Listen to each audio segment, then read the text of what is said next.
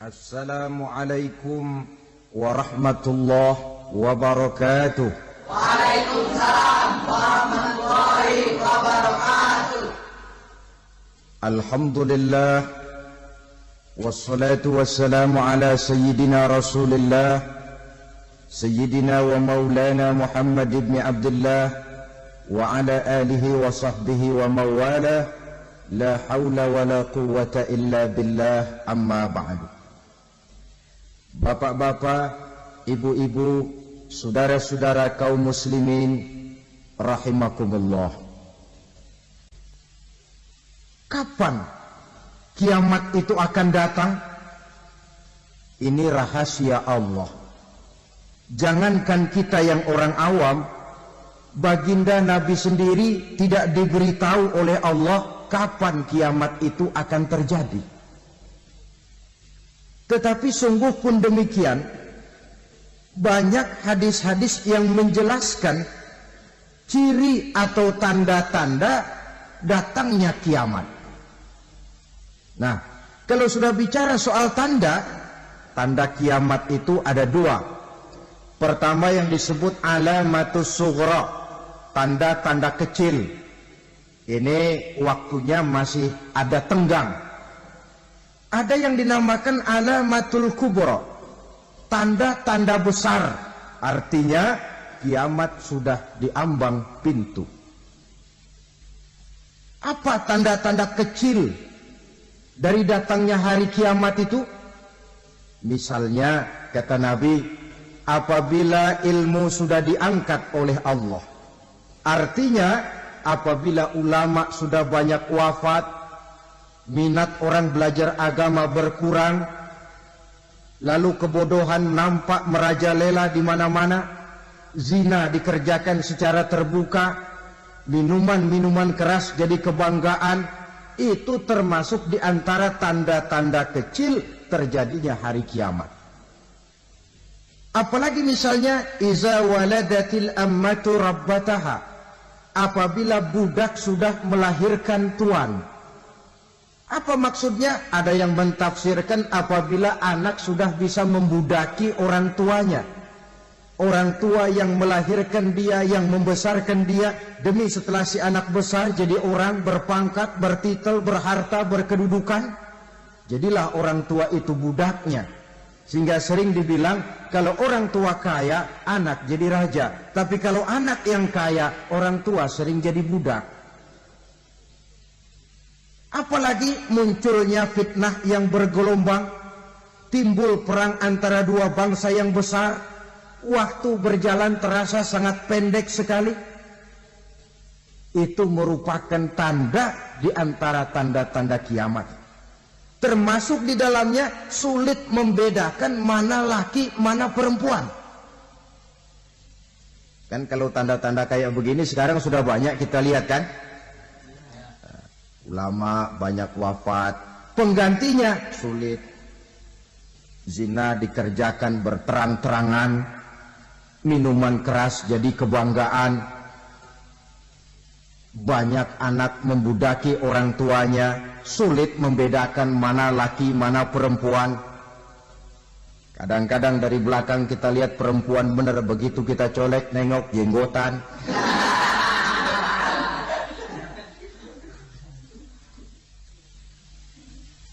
Ini termasuk tanda-tanda kecil, masih ada tenggang sampai akan terjadinya kiamat itu.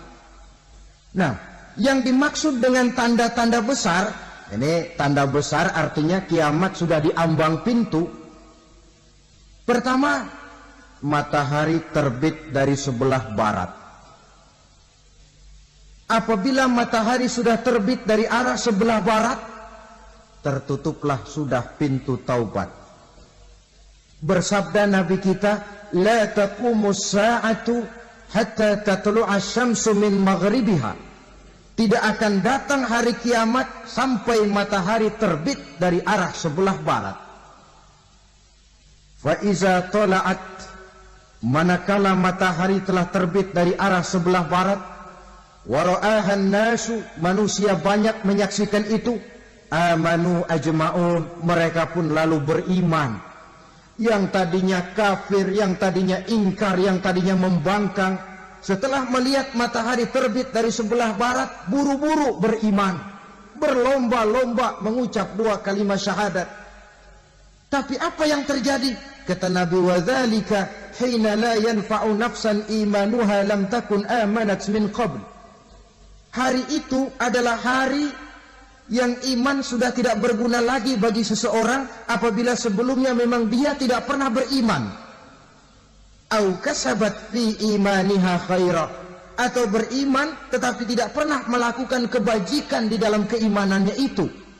Hari yang sudah kasib, hari yang sudah terlambat, beriman tidak akan ada gunanya lagi. Ini pelajaran buat kita. Sebelum sang surya terbit dari sebelah barat, sebelum nafas sampai di tenggorokan, artinya pintu taubat masih terbuka. Kalau 2 hal itu sudah terwujud, nafas sudah sampai di kerongkongan, atau matahari sudah terbit dari arah sebelah barat, tertutuplah sudah pintu taubat. Tak ada lagi gunanya pangkat, jabatan, harta, bahkan beriman pun dalam suasana macam itu. Too late, kata orang Kulon. Sudah terlambat. Matahari terbit dari arah sebelah barat. Itu tanda besar, artinya kiamat sudah diambang pintu. Lalu apalagi tanda besar? Munculnya Dajjal.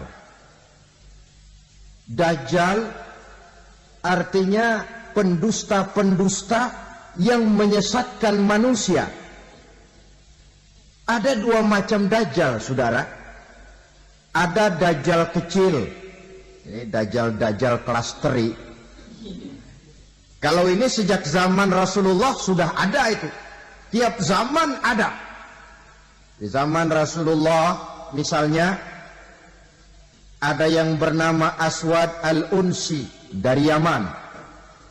Ada yang namanya Musailamah al-Kazzab dari Yamamah. Ada yang namanya Ibnu Sayyad dari Madinah. Ini Dajjal di zaman Rasul. Musailamatul Kazzab memproklamirkan diri jadi nabi dia. Di zaman Rasul masih hidup. Ini Dajjal zaman Nabi. Di zaman sahabat muncul Dajjal. Di zaman kita sekarang ini Dajjal pun gentayangan. Dajjal kelas teri. Kerjanya mendustakan manusia, menyesatkan manusia, memalingkan manusia dari jalan yang benar dan diridhoi oleh Allah Subhanahu wa taala. Adapun yang merupakan tanda besar dari datangnya kiamat, Dajjal kelas kakap. Pembohong-pembohong besar yang menyesatkan masyarakat manusia berpaling dari jalan Allah mengikuti jalan mereka. Apa sih ciri Dajjal itu? Kata Nabi dalam hadis Bukhari Muslim, inna Dajjala, sesungguhnya yang namanya Dajjal itu yakhruju, satu saat akan muncul mendekati hari kiamat. Wa inna ma'ahu ma'an, si Dajjal ini membawa air. Wa naran, dan juga membawa api. 2 simbol. Di tangan yang satu dia bawa air, di tangan yang satu dia bawa api. Wa ammal ladzi yarahu an-nasu ma'an fanarun, adapun yang orang banyak lihat air, hakikatnya adalah api. Yang dilihat api, hakikatnya adalah air. Oleh sebab itu, kalau api yang ditawarkan, ambillah air. Kalau air yang ditawarkan, pilihlah api. Maksudnya apa ini? Ini bahasa simbol, saudara-saudara. Dajjal bicaranya seolah-olah untuk kepentingan manusia. Menawarkan surga. Surga yang dia tawarkan hakikatnya neraka. Hai manusia, kalau kau mau bahagia, jangan dekat-dekat dengan agama. Sholat itu tidak efektif dan efisien, tidak produktif dari segi ekonomi itu. Menghadiri majelis taklim cuma buang-buang waktu. Tahajud, tasbih, tahlil, baca Quran, apa itu? Pekerjaan mubazir saja. Hidup ini cuma sekali, masa yang cuma sekali, manfaatkan dengan sebaik-baiknya. Mumpung, dibawanya sifat mumpung tetapi dalam pengertian yang sangat negatif. Bicaranya seolah-olah untuk kepentingan manusia, tetapi sebenarnya menjerumuskan manusia. Menawarkan air, tapi sebenarnya api. Menawarkan api, tapi hakikatnya air. Buat apa kamu sholat? Buat apa kamu bayar zakat? Buat apa kamu puasa? Surga yang dicanangkan Dajjal, hakikatnya neraka. Neraka yang digambarkan Dajjal, pada dasarnya adalah surga. Jadi memutarbalikkan fakta itu kerjaan Dajjal. Yang hak jadi batil, yang batil dibilang hak, yang benar jadi salah, yang salah malah jadi benar. Tuntunan disuruh jadi tontonan, tontonan malah menjadi tuntunan. Itu pekerjaan Dajjal profesinya. Zamannya Nabi Adam, Dajjalnya kan iblis. Betul? Betul. Apa sih dan kerayuan iblis itu? Allah setelah menciptakan Nabi Adam kan bilang, Adam, kau dan istrimu Hawa tinggal di surga ini. Seluruh fasilitas yang ada di surga persilahkan kau nikmati. Satu yang tidak boleh, jangan coba-coba dekati pohon khuldi. Dekat saja jangan, apalagi sampai memetiknya. Datang Dajjal yang namanya iblis ini. Adam, kamu tahu nggak kenapa tidak boleh makan buah khuldi? Ya nggak tahu, pokoknya saya dilarang. Bodoh kamu, Dam. Khuldun artinya kekal. Kalau kamu makan itu buah, kau akan kekal di surga buat selamanya. Allah tidak kepengen, maka dilarang kamu makan buah khuldi. Kalau kau ingin kekal di surga, Adam, makan saja. Saya bicara begini ini untuk kepentingan kamu, Adam. Ini kan ciri-ciri Dajjal. Bicaranya sih seolah-olah untuk kepentingan Nabi Adam. Hakikat sebenarnya menjerumuskan Nabi Adam supaya ingkar dan melanggar larangan dari Allah Subhanahu wa ta'ala. Jadi setelah muncul Dajjal, timbul kekacauan-kekacauan di masyarakat. Banyak yang terpengaruh, terpedaya dan terpesona. Termasuk mereka yang memproklamirkan diri jadi nabi. Mereka yang memproklamirkan diri jadi rasul di zaman sesudah Rasulullah wafat, itu adalah Dajjal-Dajjal. Maka saya ingatkan, kalau di zaman kita sekarang ini ada orang ngaku jadi nabi, ada orang ngaku jadi rasul, biar bahasa Arabnya kental, Quran hafal, hadis ribuan hadis hafal, biar pakai serban sampai menyengser ke tanah, bahasa Arabnya fasih, tapi dia mengaku jadi nabi, jadi rasul, kita umat Islam wajib tidak percaya. Wajib untuk tidak percaya. Itulah Dajjal-Dajjal zaman kita sekarang ini. Tidak mustahil. Mereka datang mempengaruhi orang-orang awam supaya berpaling dari Rasulullah, mengikuti mereka. Nah, di akhir zaman nanti, mendekati hari kiamat, Dajjal ini muncul. Dajjal kelas kakap, menyesatkan masyarakat manusia untuk berpaling dari Islam, mengikuti seruan mereka. Apalagi di antara datangnya kiamat itu, tanda yang besar itu, turunnya Nabiullah Isa Al-Masih, putra Maryam. Menurut berbagai hadis yang sahih, Nabi Isa Al-Masih nanti akan turun lagi. Tidak membawa risalah yang baru, tapi meluruskan risalah Islam ini yang telah banyak ditinggalkan oleh masyarakat. Bahkan ada hadis menjelaskan beliau akan membunuh Nabi, mematahkan kayu-kayu salib, lalu melaksanakan haji dan umrah mengikuti syariat Nabi Muhammad, bukan membawa agama baru. Menjadi semacam mujaddid, reformer, menyelamatkan manusia dari bisikan Dajjal. Bahkan ada riwayat yang menjelaskan bahwa Nabi Isa berhasil mengalahkan Dajjal, mengembalikan masyarakat manusia kembali kepada ajaran Islam yang datang dari Allah, dibawa oleh Rasulullah Sallallahu Alaihi Wasallam. Dengan kata lain, turunnya Nabi Isa bukan sebagai Nabi dan Rasul baru, tetapi mengikuti syariat Nabi kita Muhammad sallallahu alaihi wasallam. Saudara hadirin, ibu-ibu hadirat yang saya hormati, kemudian apalagi di antara tanda-tanda besar akan datangnya kiamat itu? Keluarnya asap atau awan. Kata Nabi, inna min asrati sa'ah dukhanan yamla'u ma bainal masyriqi wal maghrib. Di antara tanda-tanda kiamat munculnya awan atau asap yang memenuhi antara langit dan bumi. Ini pun diperkuat dalam surah Ad-Dukhan ayat 10. Fartaqib yauma ta'ti as-sama' bidukhanin mubin fayughshan nas hadza azabun alim. Bagi orang-orang yang beriman, mereka biasa-biasa saja. Tapi bagi orang kufur, datangnya asap dan awan ini merupakan azab yang kelewat pedih. Barangkali sedikit mendekati gambaran tentang azab yang pedih ini, saya ingatkan alam pikiran kita kepada peristiwa yang belum lama terjadi. Pernah dengar berita bocornya reaktor nuklir di Chernobyl, Uni Soviet? Pernah dengar? Bocornya reaktor nuklir di Chernobyl yang mengakibatkan ratusan bahkan sangat mungkin ribuan nyawa. Cuma satu reaktor.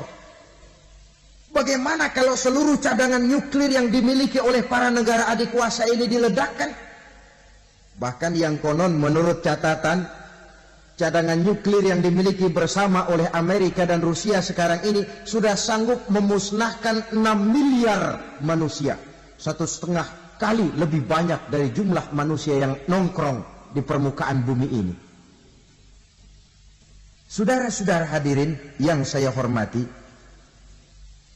lalu saat mendekati hari kiamat, apalagi tandanya? Setelah Nabi Isa wafat, pada saat turunnya yang kedua kali,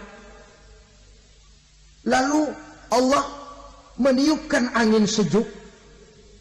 Semua orang-orang beriman, orang-orang baik wafat, sehingga penghuni bumi ini cuma tinggal lagi terdiri dari orang-orang kafir.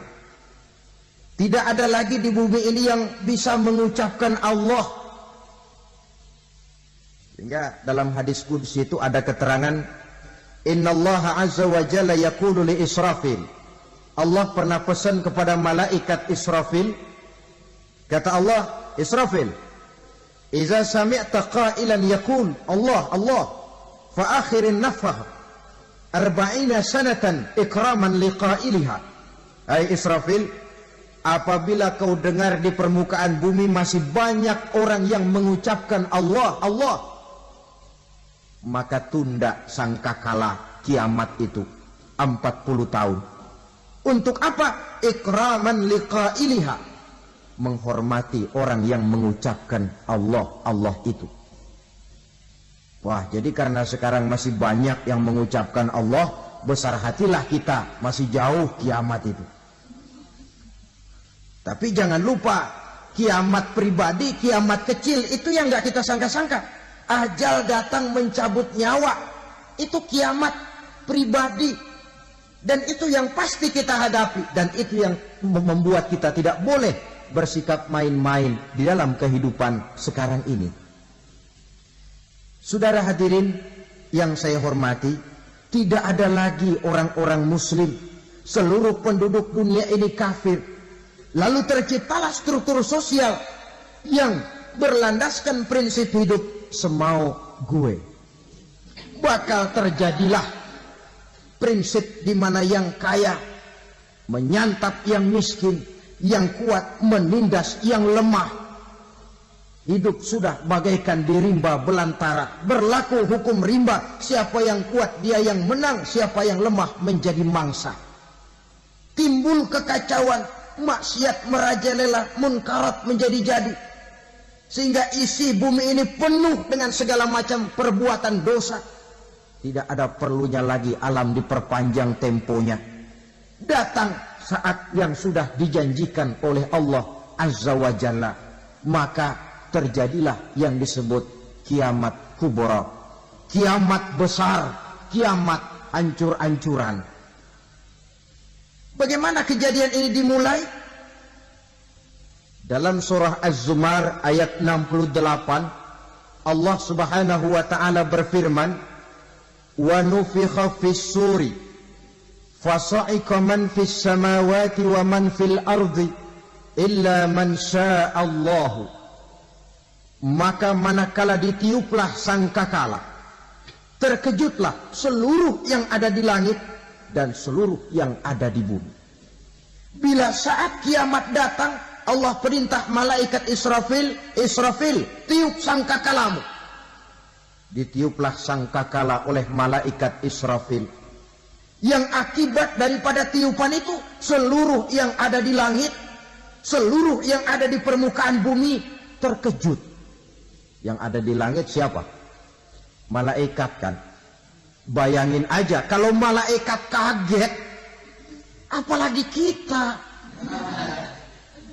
Terkejut seluruh makhluk yang ada di bumi, yang ada di langit mendengar suara sangkakala itu. Bunyinya tidak sanggup kita bayangkan dahsyatnya. Ledakan nuklir, ledakan neutron, belum apa-apa ketimbang bunyi sangkakala malaikat Israfil ini. Nah, lalu mendengar bunyi sangkakala ini, gemparlah makhluk, kacaulah alam. Bumi gempa, planet-planet bertabrakan, gunung meletus, air laut tumpah ke darat, angin topan bertiup, halilintar menyambar. Lalu semua yang bernama hidup mati total. Mati bareng tanpa persiapan. La haula wala quwata illa billah. Saya kadang-kadang dalam tafakur bermohon, ya Allah, mudah-mudahan saya nggak nemuin kiamat beneran. Ngeri, nggak bisa kita bayangkan macam apa suasana seperti itu. Allah saja banyak memberikan gambaran, misalnya Al-Qari'ah, wa mal qari'ah, wa ma adraka mal qari'ah. Kejadian yang menggemparkan. Tahukah kamu apa kejadian yang menggemparkan itu? Yauma yakunun nasu kal farasil mabsus wa takunul jibalu kal ihnil manfus. Pada saat itu manusia berterbangan bagai kupu-kupu. Gunung berterbangan seperti kapas ditiup angin. Gunung saja macam kapas, konon lagi manusia. Kematian total, mulai semut sampai gajah mati. Jin mati, iblis mati, malaikat mati. Malaikat saja mati.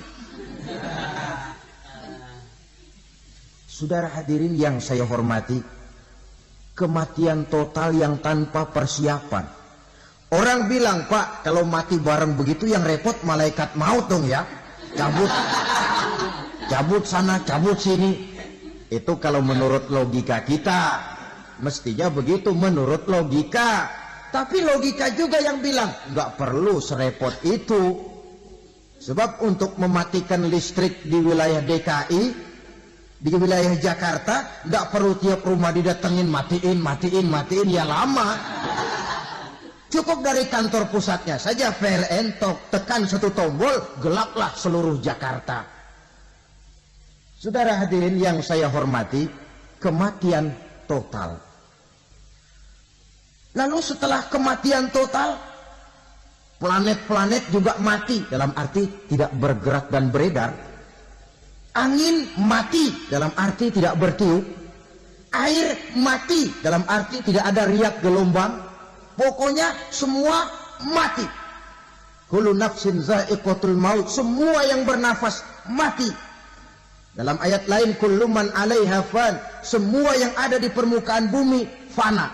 Yang kekal cuma Allah Subhanahu wa ta'ala. Yang paling belakang mati malaikat maut dan malaikat Israfil. Tapi mati juga sesuai dengan janji Allah. Menurut hadis Bukhari Muslim dari Abi Hurairah, masa tenggang waktu antara kematian total pada tiupan sangkakala pertama dengan proses kebangkitan pada tiupan sangkakala kedua 40 lamanya. Tidak dijelaskan oleh Abi Hurairah 40 jam, apa 40 hari, apa 40 tahun. Hadis-hadis cuma menyebutkan 40 saja.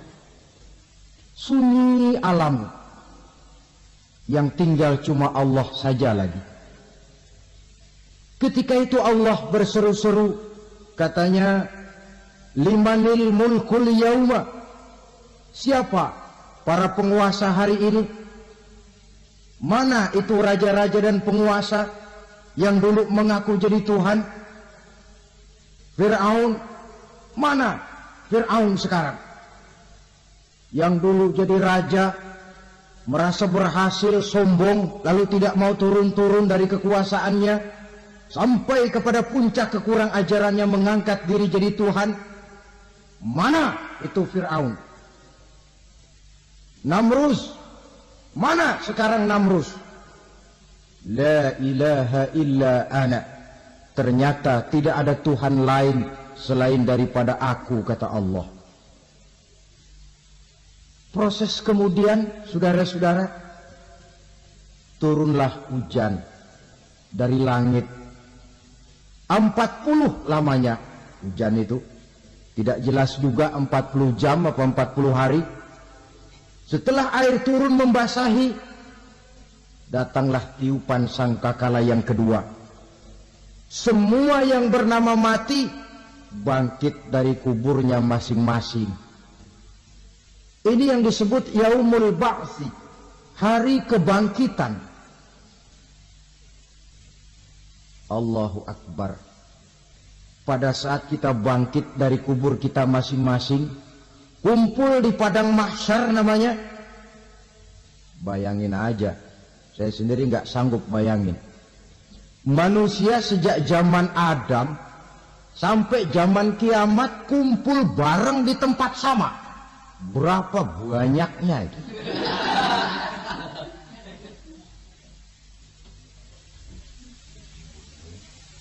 Dan yang luar biasa menurut satu riwayat, pada saat bangkit itu, Masya Allah, roman muka kita berubah, disesuaikan dengan amalan kita waktu di dunia ini. Barang siapa yang waktu di dunia amalannya itu amalan tikus, di akhirat nanti dia bangkit dari kubur, mukanya seperti muka tikus. Gagah betul badannya, tapi mukanya seperti tikus. Kenapa? Amalannya waktu di dunia seperti amalan tikus. Apa amalan tikus itu? Suka ngegeragoti barang yang sudah disimpan rapi-rapi. Orang sudah simpan uang rapi-rapi, simpan perhiasan rapi-rapi, digeragoti oleh tikus. Maling-maling, pencoleng-pencoleng, koruptor-koruptor. Itu nanti di akhirat nanti kita lihat mukanya seperti muka tikus. Oh, ini waktu di dunia suka nyolong, hanya seperti muka tikus. Barang siapa yang waktu di dunia ini amalannya itu amalan macan, dia akan bangkit nanti mukanya seperti muka macan. Apa amalan macan? Macan itu amalannya menang-menangan. Orang yang mau menang saja, nggak mau mengalah. Coba lihat di hutan. Kenal hutan nggak? Nah. Di hutan, raja hutan di mana-mana pasti macan. Betul kan? Betul. Padahal hutan belum pernah bikin pemilihan umum. Tapi macan tidak peduli ada pemilihan umum apa tidak, pokok saya raja. Sebab apa? Macan jadi raja itu bukan karena benar, tapi karena kuat jadi raja. Setelah dia jadi raja, rakyat hutan yang mesti dilindungi malah dimakan oleh raja macan. Kambing rakyat hutan dimakan oleh macan. Ayam rakyat hutan dimakan oleh macan. Itu nanti kita lihat di akhirat itu mukanya seperti muka macan, gagah betul. Lalu barang siapa yang di dunia ini amalannya itu seperti amalan anjing, nanti dia punya muka seperti muka anjing. Apa amalan anjing?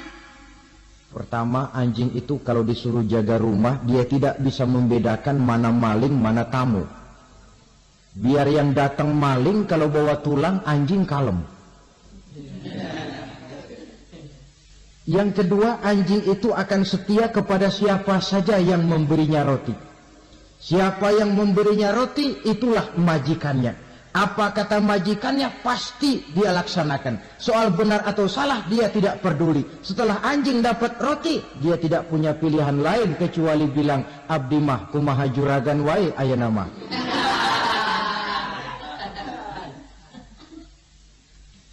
Saudara hadirin yang saya hormati, berkumpul di padang mahsyar, tiap orang sibuk dengan persoalannya masing-masing. Matahari waktu itu didekatkan oleh Allah, panas luar biasa. Ada yang saking panasnya itu mencucurkan peluh keringat sampai sebatas mata kakinya.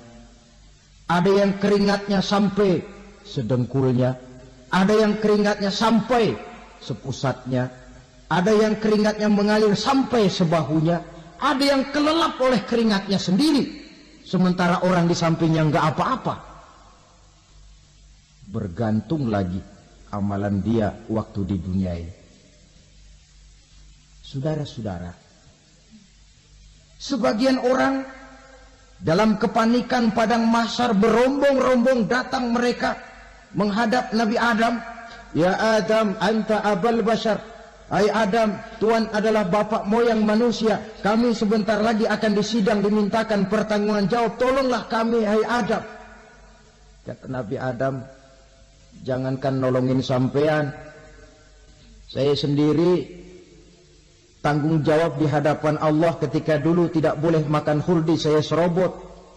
Sudahlah, urus diri masing-masing saja, nafsi.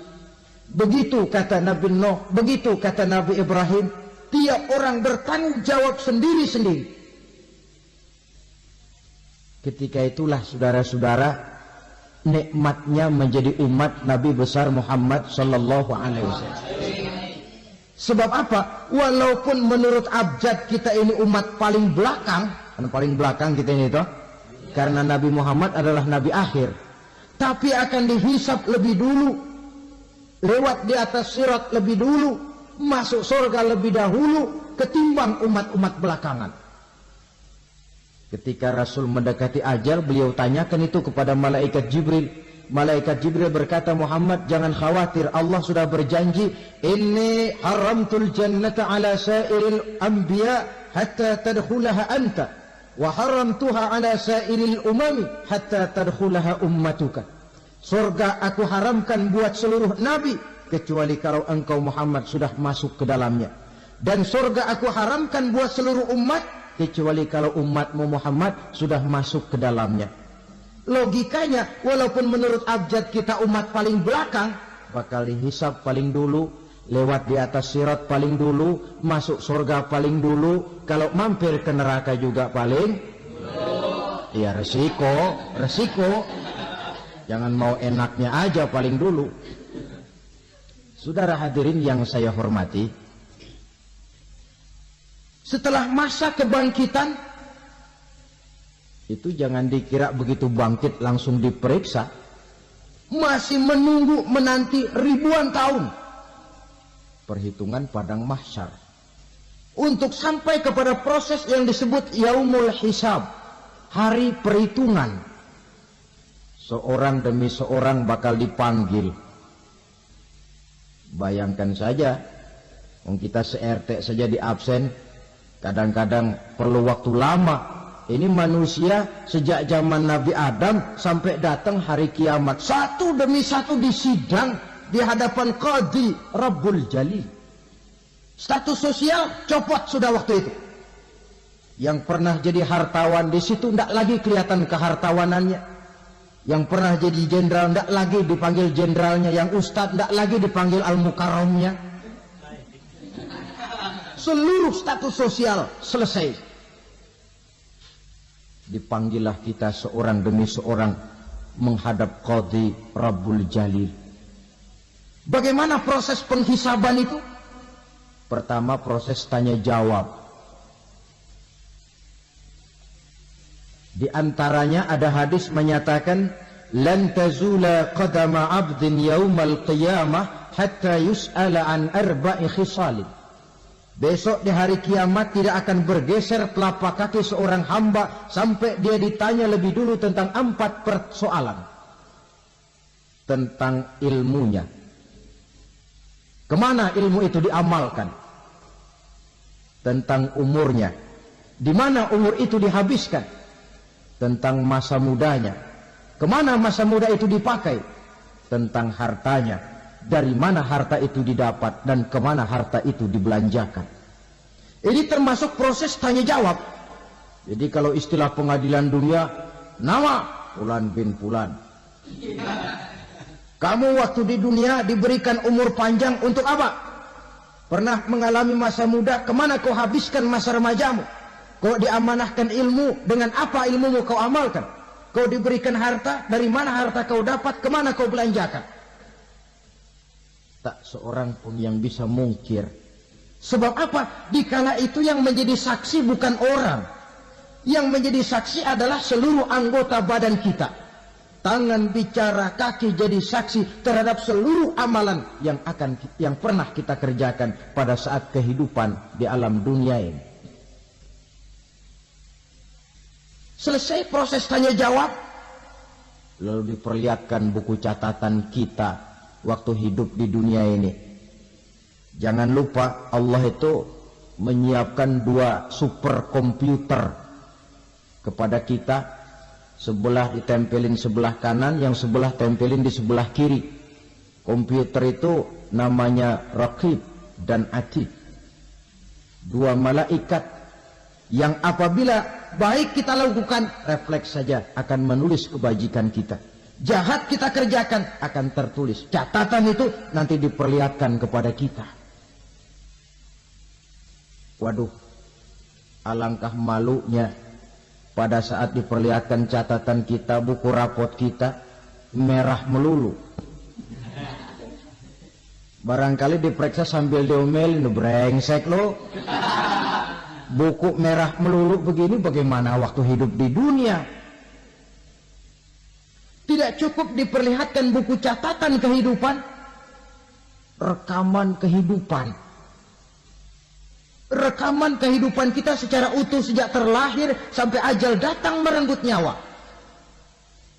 Barangkali mirip dengan video sekarang ini, di mana terekam dengan baik seluruh kegiatan kita sejak yang sekecil-kecilnya sampai kepada yang sebesar-besarnya.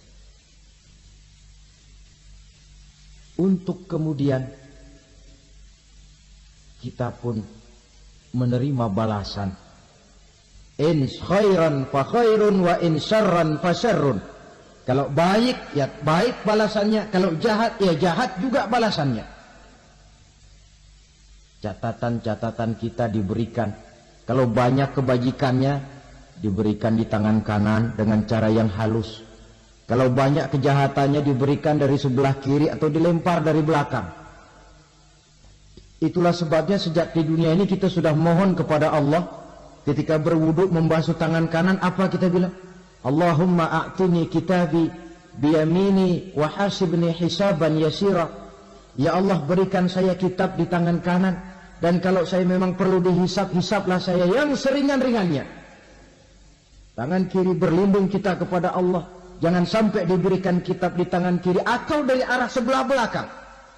Wa'udzubika an tu'tiya kitabi bishimali aw min wara'i zuhri. Dari arah sebelah belakang. Na'udzubillah min dzalik. Setelah selesai lewat proses penghisaban, lewat mizan, timbangan, maka yang sudah selesai dihisab itu bergeraklah menuju sirat, jembatan yang terbentang menuju surga melalui neraka.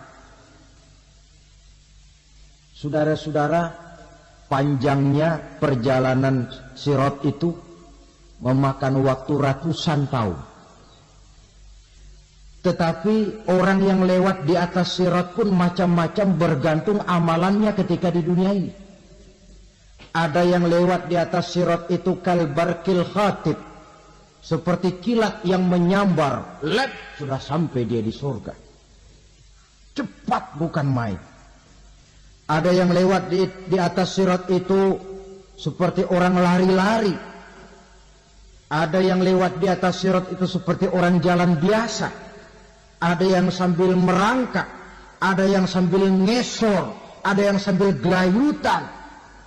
Ada yang selamat sampai ke ujung ke surga, ada yang tergelincir jatuh masuk ke dalam neraka, bergantung amalannya dalam kehidupan di dunia sekarang ini.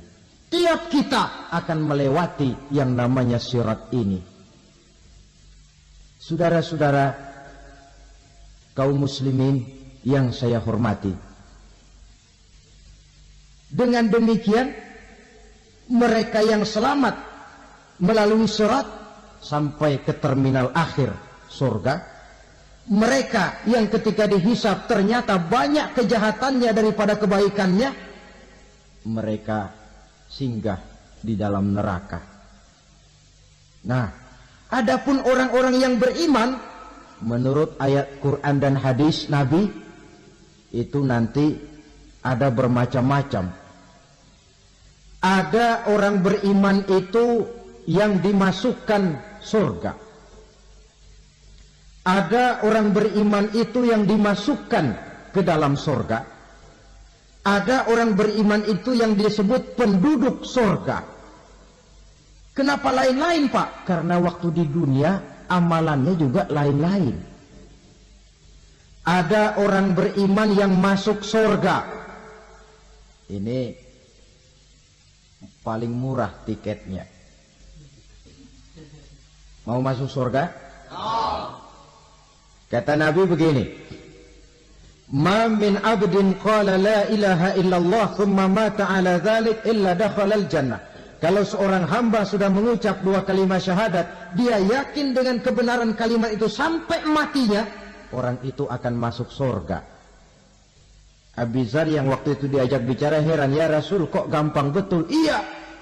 Walaupun orang itu mencuri, iya. Walaupun orang itu berzina, iya. Biar dia mencuri, biar dia berzina, kalau dia sudah mengucap dua kalimat syahadat, dia yakin dengan kebenaran kalimat itu sampai matinya, itu orang akan masuk surga. Jadi masuk surga cukup dua kalimat syahadat, yakin sampai mati, masuk surga. Itu perkara masuk. Tapi kalau pertanyaannya diterusin, masuknya kapan, Pak? Nah, ini lain lagi urusannya. Sebab ada yang masuknya itu langsung, ada yang mampir dulu. Di sana tempat cuma dua, kalau tidak surga, neraka. Mau ke surga, tapi mampir dulu. Yang mampirnya jelas di neraka. Kenapa? Dalam hadis qudsi ada riwayat, nanti itu di akhirat, setelah Allah selesai mengatur penduduk surga, masuk surga, yang neraka, masuk neraka, Allah berkata kepada malaikat Malik, malaikat Malik, labaik ya Allah. Itu bajingan-bajingan tengik, manusia-manusia durjana, yang waktu di dunia tidak mau sujud, jauh dari ulama, gemar melakukan yang munkarat dan maksiat, hidup di tengah masyarakat selalu jadi bibit keonaran, kufur, sudah masuk neraka semua. Sudah ya Allah. Nah, kalau sudah, coba sekarang kamu masuk, Malik. Saya. Iya. Masuk neraka. Mau apa ya Allah? Kata Allah, akhriju minan nar man kana fi qalbihi misqala habatin min khardalin min iman. Kau masuk neraka, cari di dalam neraka orang-orang yang ada imannya walaupun kecil sebesar biji zarah, angkat mereka keluar. Masuk malaikat Malik ke neraka. Cari orang yang ada imannya, korek. Ya repot, udah pada gosong. Yang ada imannya diangkat ke atas, yang ada imannya diangkat ke atas. Lalu dimandikan di Nahrul Hayat, namanya sungai kehidupan di akhirat nanti. Cakep lagi rupanya, bersih lagi wajahnya, apel di hadapan Allah.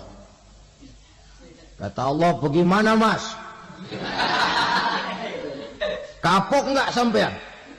Kapok ya Allah. Nah, kalau kapok, idhab fadkhulil jannah. Pergi, masuk surga sana. Berangkat mereka ke surga. Ketemu sama teman-temannya yang udah sampai lebih dulu. Yang nggak pakai mampir lagi. Terjadi dialog. Kata teman-temannya yang udah pada nyampe duluan, mas, iya. Emang baru sampai? Oh, saya baru sampai. Memang mampir di mana dulu mas? Kita sudah lama sampai di surga. Saudara buka surah Al-Muddatsir ayat 34-35. Masalakakum fis saqar? Kenapa kamu mampir di neraka Saqar? Qalu lam nakum minal musallin. Mereka menjawab, kami mampir di neraka Saqar mas, gara-gara dulunya kami waktu di dunia tidak pernah sholat. Tidak pernah sholat? Tidak pernah. Karena rumahnya dekat masjid. Cuma dekat doang mas. Sholat mah enggak saya. Enggak pernah ngasih makan fakir miskin. Enggak pernah hadir di majelis taklim. Pendeknya enggak pernah melakukan kebajikan. Maka saya pun mampir di neraka Saqar. Untung betul saya punya iman mas, sedikit. Waktu hidup di dunia dulu saya pernah mengucap 2 kalimat syahadat. Sekali-kalinya waktu mau kawin. Masya Allah. Untung saja kawin. Kalau nggak kawin, polos.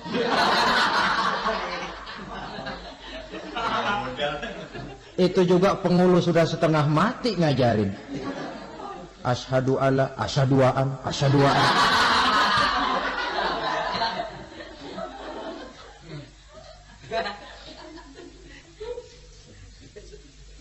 Ini namanya masuk surga. Ada mampir dulu. Ada pula orang mukmin itu yang dimasukkan surga. Namanya dimasukkan kan terima beres. Saya masuk ke rumah, jalan sendiri, cari tempat sendiri. Saya dimasukkan ke dalam rumah, terima beres. Pokok ada di dalam, itu dimasukkan namanya. Nggak pakai mampir. Tapi tentu tiketnya lebih mahal ketimbang yang pertama tadi. Apa kata Allah? Innal ladzina amanu wa amilus shalihat la ukaffiranna anhum sayyi'atihim wa la udkhilannahum jannah. Sesungguhnya orang-orang yang beriman kemudian beramal soleh, kami hapuskan segala dosa dan kesalahannya, kami masukkan mereka ke dalam surga. Lihat ayatnya. Allah yang memasukkan, kita yang dimasukkan. Tidak pakai transit, tidak usah mampir. Cuma tidak cukup syahadat, tidak cukup amanu, tapi diiringi dengan wa'amilus salih. Iman, amal. Tidak cukup syahadat, lalu dibuktikan dia sholat, dia zakat, puasa, lalu dia melakukan berbagai macam kebajikan. Ini yang menyebabkan dia tidak pakai mampir di tempat yang bernama Saqar. Lalu ada pula orang mukmin itu yang disebut penduduk surga. Wah, ini sudah VIP ini. Ashabul jannah, penduduk surga. Siapa mereka? Kata Allah, innal ladzina amanu summa istaqamu fala khaufun 'alaihim wa la hum yahzanun ulaika ashabul jannah hum fiha khalidun. Sesungguhnya orang-orang yang beriman lalu istiqamah, tetap dalam melaksanakan perintah Allah, tidak goyah, tidak labil tapi stabil, istiqamah, mereka tidak takut dan tidak bersedih hati. Merekalah penduduk surga. Iman, istiqamah. Tidak punya duit, sembahyang. Banyak duit, sembahyang. Miskin, sembahyang. Kaya, tetap sembahyang. Istiqamah. Kadang orang kalau susah rajin ke masjid, banyak duitnya ngelihat masjid melengos. Itu yang dibilang waktu miskin hamba Allah, setelah kaya jadi hamba harta. Bergeser, tidak ada nilai istiqomahnya. Saudara-saudara, dengan begitu penduduk neraka itu dua. Ada penduduk permanen, ada penduduk yang semi permanen. Yang semi permanen orang-orang beriman yang mempunyai dosa besar. Mereka masuk ke neraka untuk menerima azab sesuai dengan dosanya. Bila selesai masa azab itu, mereka akan diangkat untuk ditempatkan kembali ke dalam surganya Allah Subhanahu wa ta'ala. Nah, dikala itulah saudara-saudara, ada yang disebut syafaat dari Rasulullah Sallallahu Alaihi Wasallam. Tapi tentu jangan lupa, syafaat ini ibarat kain menambal dia. Kita punya kain bolong-bolong sedikit, syafaat yang menambal. Solat kita ada kurang dikit, sedekah kita ada campur riak dikit, amalan kita ada tidak karena Allah dikit, kita berharap syafaat. Jadi biarlah kain masih bolong-bolong, yang penting punya kain. Tapi kalau kainnya tidak ada, yang ditambal apanya? Sholat tidak, puasa tidak, zakat tidak, berharap syafaat saja, ya, terlalu berlebihan itu. Saudara hadirin yang saya hormati, apabila selesai proses penghisaban, proses penghitungan, maka dikala itulah manusia terbagi dalam dua kelompok besar. Fariqun fil jannah wa fariqun fis sa'ir. Sekelompok orang-orang beruntung yang masuk ke dalam surga, dan sekelompok lagi masuk ke dalam neraka. Akan memakan waktu untuk menceritakan sifat surga dan neraka, tapi insya Allah pada kesempatan pertemuan lain saya sampaikan. Namun sebagai gambaran umum cukuplah saya sampaikan sebuah hadis qudsi. Allah jelaskan, a'dadtu li'ibadiyas salihin ma la aynun ra'at wa la uzunun sami'at wa la khatara fi qalbil bashar. Aku sediakan buat hamba-hambaku yang soleh, yang tidak pernah terlihat oleh mata, tidak pernah terdengar oleh telinga, dan belum pernah terdetik dalam hati manusia. Jadi kenikmatan surga belum pernah dilihat mata, belum pernah didengar telinga, belum pernah terdetik dalam hati. Pedihnya azab neraka belum pernah terlihat mata, belum pernah terdengar telinga, belum pernah terdetik dalam hati.